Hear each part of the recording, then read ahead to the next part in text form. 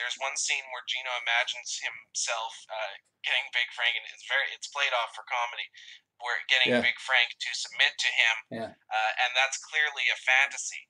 But there are scenes then, just like you mentioned with the spec and a few other scenes, that are played almost as if they're real, but slightly askewed, and you have to question the reality of. So that was the only point I wanted to make on Right.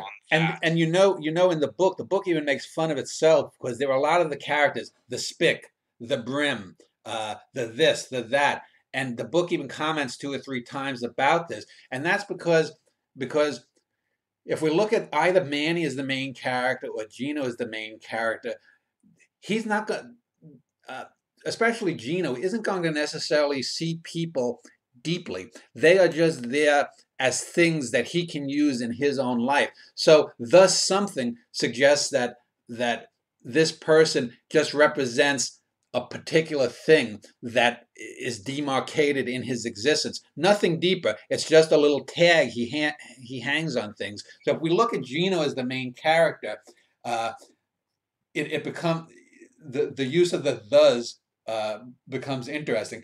I expanded that out from real life because as a kid growing up in those days in the 70s or so, there were people who were known as the something or other. And a lot of times when you see in mafia-based, gangster-based movies, there are characters known as the something. The best one, of course, is the Norwegian, which we can talk about later. But those are done, and that's one of those things that I did it out of the reality that I grew up in with a lot of people known as the something, but it also serves a point that the reader, if they identify with Gino, can see that this is his simplified view of life as well.